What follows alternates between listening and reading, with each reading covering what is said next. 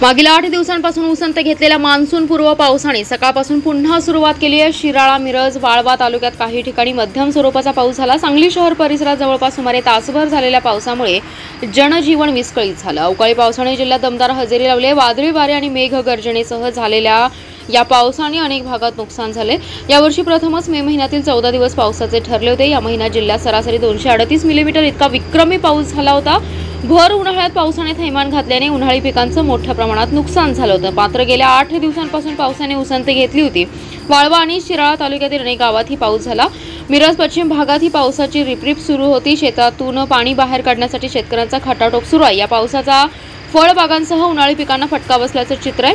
खानापूर, तासगाव, जत तालुक्यातील अनेक गावांमध्ये पावसाने हजेरी लावली। काही ठिकाणी पावसाने उघडीप दिली, त्यामुळे शेतकरी पुन्हा कामात व्यस्त असल्याचं पाहायला मिळालं। सांगली मिरज शहरासह परिसरात सकाळी 10:30 पासून पावसाला सुरुवात झाली। जवळपास तासभर जोरदार पाऊस झाला।